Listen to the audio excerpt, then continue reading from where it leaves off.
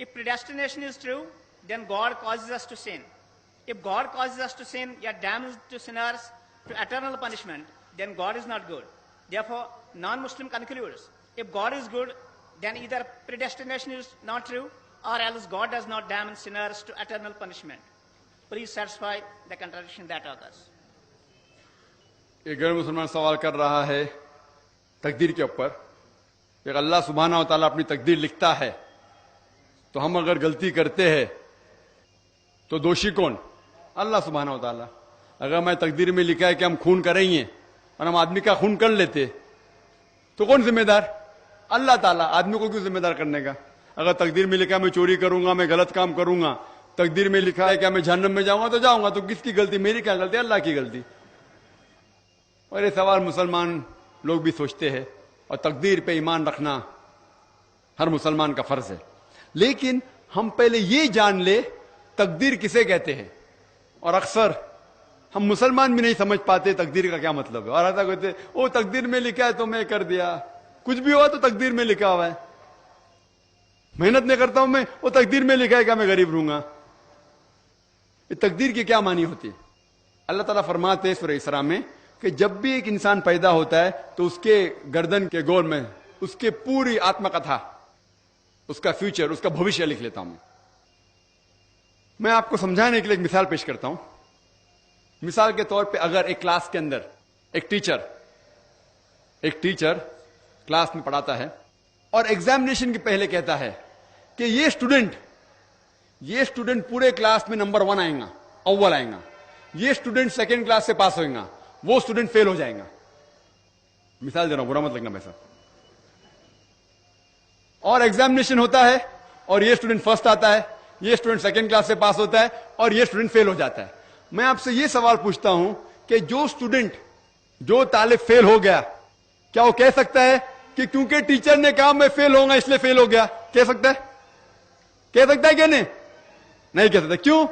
Teacher अपने तजुर्बे से कह रहा है ये स्टूडेंट बहुत अच्छा है, बहुत पढ़ाई करता है इसलिए फर्स्ट आएगा, ये स्टूडेंट ठीक है सेकंड क्लास, ये स्टूडेंट पिक्चर देखता है क्लास ही नहीं अटेंड करता है इसलिए फेल होगा।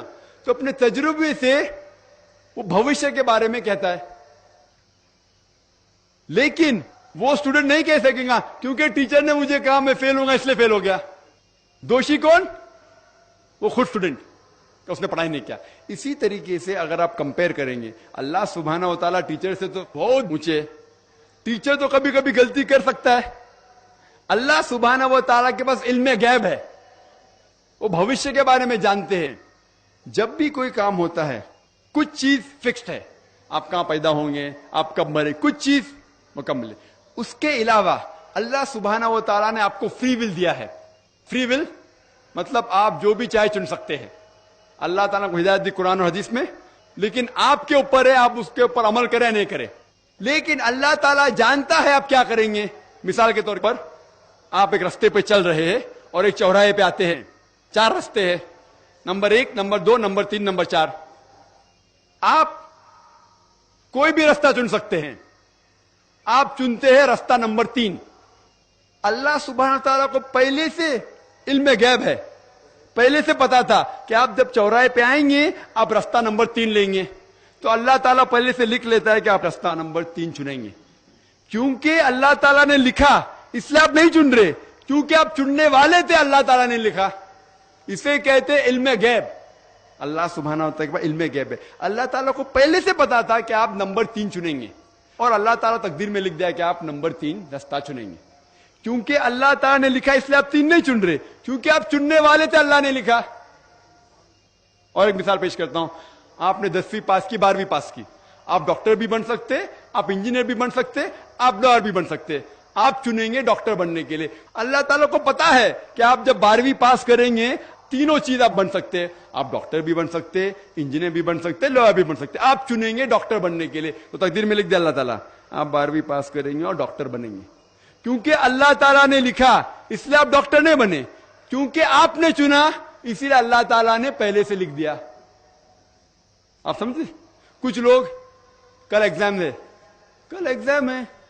अच्छा है, तालिब अच्छा है, अभी कल एग्जाम है, क्या पढ़ने का, तकदीर में लिखा है कि पास तो पास, फेल तो फेल, اور وہ نہیں پڑھتا ہے اور وہ فیل ہو جاتا ہے.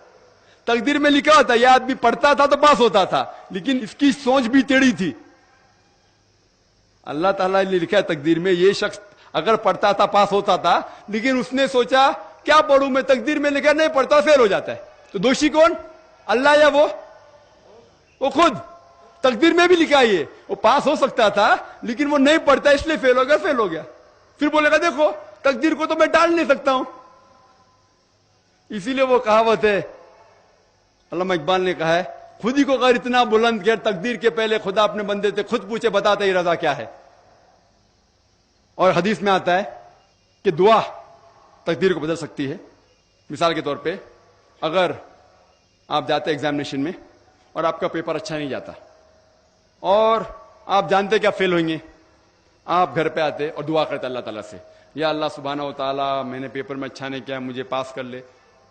اللہ تعالیٰ آپ کی دعا کو قبول کر لیتا اور پاس کر لیتا. تقدیر میں یہ لکھا ہے کہ آپ نے پیپر اچھا نہیں کیے, آپ فیل ہونے والے رہتے, لیکن آپ نے دعا کی.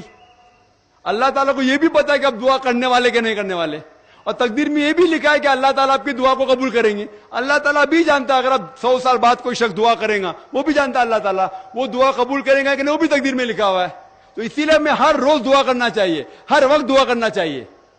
دعا تقدیر کو بدل سکتی, مطلب جو آپ کی پہلی ہونے والا تھا اس کو بدل سکتی, لیکن وہ بھی تقدیر میں لکھا ہے کہ آپ دعا کرنے والے, اور وہ بھی لکھا ہے کہ اللہ تعالیٰ دعا کو قبول کریں گے کہ نہیں.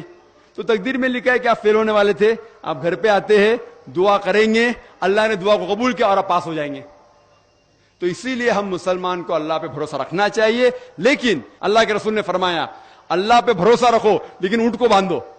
آپ نے کہہ سکتے اللہ پہ تقویٰ ہے میں گھر کا دروازہ کھلا رکھوں گا کوئی چور نہیں آئے گا. اللہ کے رسول نے فرمایا اللہ پہ بھروسہ رکھو لیکن اونٹ کو باندھو. تو اللہ پہ پورا بھروسہ ہونا چاہیے, لیکن آپ خود محنت کرنا چاہیے, آپ خود جہاد کرنا چاہیے, آپ کو خود قرآن پہ عمل کرنا چاہیے. آپ کہیں گے تقدیر میں لکھا ہوا ہے میں چوری کروں گا تو آپ کام ہی نہیں کریں گے, اور چوری کریں گے اور بولیں گے تقدیر میں لکھا ہے یہ آپ کی غلطی ہے اللہ تعالیٰ کی نہیں. تو آپ کو ہر وقت جد و جہد کرنا چاہیے اچھے کام کے لیے. قرآن کو سمجھ کے پڑھو اور عمل کرو, انشاءاللہ آپ اس دنیا اور آخرت میں کامیاب ہوں گے.